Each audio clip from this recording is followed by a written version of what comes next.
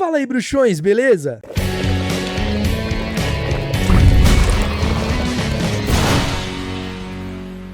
Tá chegando agora aqui no Caldeirão Furado? Então ó, deixa de ser trouxa, se inscreva, ativa as notificações pra você ficar por dentro de tudo que rola por aqui. Não esquece que você pode se tornar um membro aqui do Caldeirão Furado e assim ter acesso a benefícios exclusivos como selos que vão ao lado do seu nome, emojis pra você usar nos comentários dos vídeos ou chats das lives, ou então você pode contribuir com o Caldeirão Furado através do botão valeu e assim o seu comentário fica em destaque entre os demais. Mas pra você que não pode ajudar dessa forma, não tem problema, só o seu like, seu comentário, seu compartilhamento já ajuda muito. E muito obrigado a você que clicou aqui em mais um vídeo do Caldeirão Furado. Mas antes, se inscreva no nosso novo projeto, o Guia de Sobrevivência dos Pais de Primeira Viagem, que é o meu canal sobre a minha vida e a vida da minha família, as nossas viagens e aventuras, e apesar do nome ele não é focado em paternidade, ele não é um guia para ensinar as pessoas a cuidarem de seus filhos, é o nosso guia, como nós sobrevivemos sendo pais de primeira viagem, as nossas aventuras, a nossa vida, como ela é. Se inscreve lá e dá essa força que eu vou ficar muito feliz. Valeu! A magia floresce apenas em almas raras. Pelo menos era o que dizia Gellert Grindelwald, bruxo das trevas que levantou uma revolta contra os trouxas e causou um grande terror no mundo entre os anos 20 e 40. Essa frase, assim como outras, sem qualquer comprovação, eram usadas para fomentar a superioridade dos bruxos em relação aos trouxas. Para eles, a magia florescer apenas em almas raras dava o direito de governar e dominar os trouxas. É verdade que existe um número infinitamente maior de trouxas do que de bruxos, mas isso não quer dizer que os bruxos estejam acima dos trouxas. Suas almas raras não são superiores às almas dos trouxas. Mas era dessa forma mais ou menos que Grindelwald e seus seguidores enxergavam as coisas. A magia surgiu assim como os seres humanos. Ela é tão antiga quanto, e no início era uma magia rudimentar, poderosa, mas que foi evoluindo e sendo aprimorada, assim como os seres humanos. E a história entre aqueles que possuíam magia e que não possuíam, no caso, os bruxos e os trouxas, tem muito mais capítulos do que você possa imaginar. Nem sempre foi uma existência perigosa ou ameaçadora da parte de um ou do outro. Eles viviam em harmonia, os povos mágicos e não mágicos. Como existe um número muito menor de bruxos, existiam lugares que apenas uma ou duas famílias eram bruxas e o restante não. Mas ainda assim, algumas dessas famílias preferiam a discrição. Mesmo não tendo nenhum perigo, eles não queriam em parte ser incomodados ou atrair algum perigo, mesmo que naquele momento não tivesse. O próprio Linfred de Stintcombe, o primeiro Potter da árvore genealógica da família, vivia como um bruxo completamente discreto, reconhecido pelas pessoas onde morava como uma pessoa excêntrica, mas que era bondoso, que estava sempre ajudando com seus remédios incríveis que curavam todo tipo de resfriado, enfim. O Linfred fazia suas poções ali, seus remedinhos através das plantas mágicas que ele entendia bastante e ajudava os trouxas que moravam próximo dele ou os que iam pedir ajuda. Então é possível ver que nem sempre os bruxos viveram escondidos e nem sempre houve conflitos. Porém, no século X, um movimento de perseguição aos bruxos vinha crescendo cada vez mais e para proteger jovens bruxos e bruxas que eram a maior parte dos alvos, surgiram as escolas de magia e bruxaria ao redor do mundo. Algumas já existiam, umas mais antigas que outras, mas nessa época pelo menos que surgiu Hogwarts. E os 4 fundadores queriam que jovens bruxos e bruxas tivessem um local seguro para poder praticar, aprender a controlar suas magias,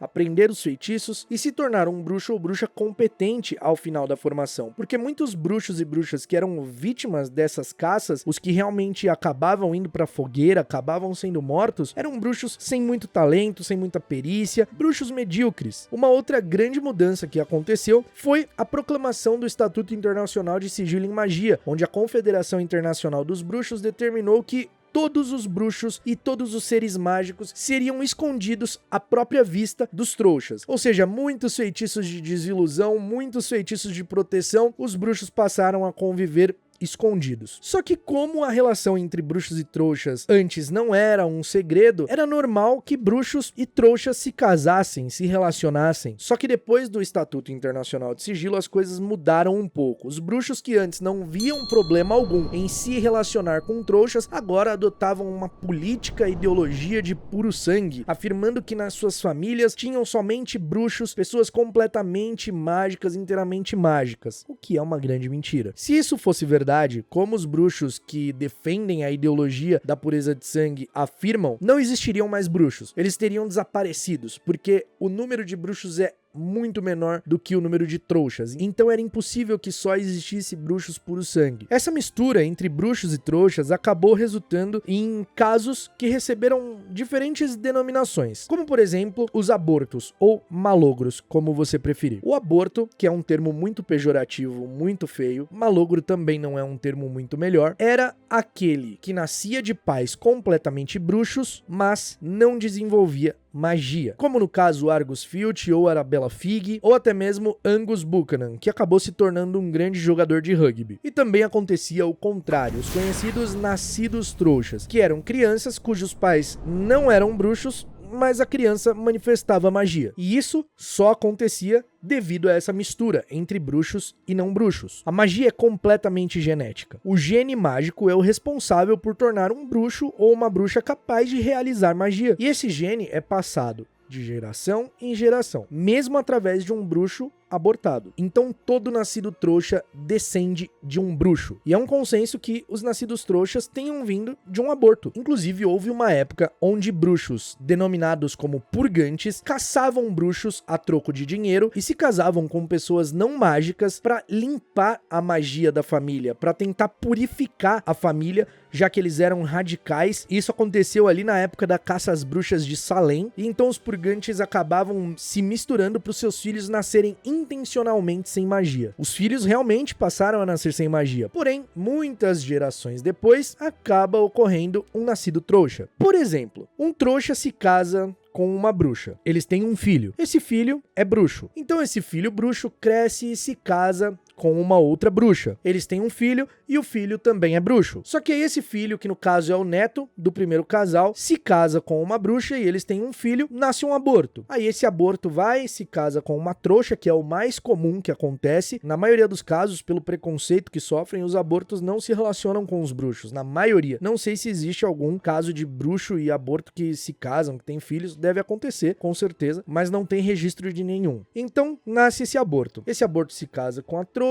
futuramente, eles têm filhos e os filhos nascem sem magia. Aí vai nascendo filho, do filho, do filho, do filho, do filho, até muitas gerações na frente. Opa! Que é isso? Esse bebê faz coisas voarem? Faz coisas se mexerem? Que é isso? O que tá acontecendo aqui?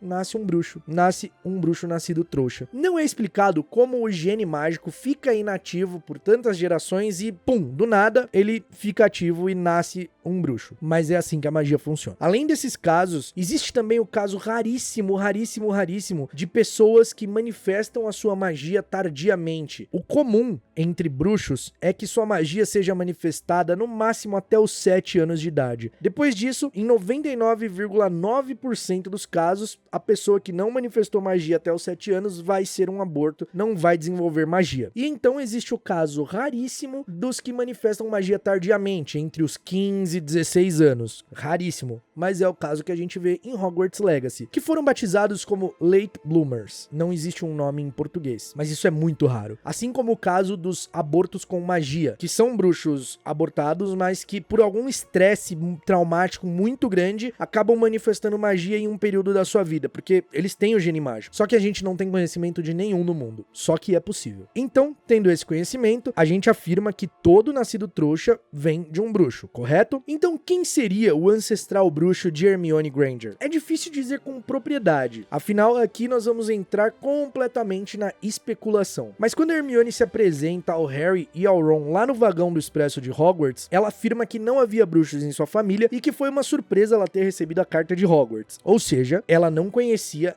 ninguém da sua família que era bruxo. Então, provavelmente, a pessoa que era bruxa lá na família dela estava muitas gerações para trás. Mas a gente consegue chegar em um nome: Hector Dagworth Granger. Ele era um exímio pocionista, talentosíssimo e fundador da muito extraordinária Sociedade de Preparadores de Poções. Ele era muito conhecido por entender que o elixir criado para gerar emoções humanas não gerava emoções humanas propriamente dita, como a poção do amor, que gera uma paixonite somente, que gera uma simulação. Ele duvidava que fosse possível criar afeto verdadeiro e genuíno através de poção ou de feitiços. A gente não sabe o período que ele viveu, só que que ele tem o sobrenome Granger. E em 1996, Horace Slughorn pergunta se a Hermione era descendente do Hector Granger e ela diz que acreditava não ser porque não era tão boa em poções e ninguém na sua família era bruxo, que ela era uma nascida trouxa. Mas como a gente viu aqui, existe um bruxo na linhagem da Hermione. Esse é um bruxo com o sobrenome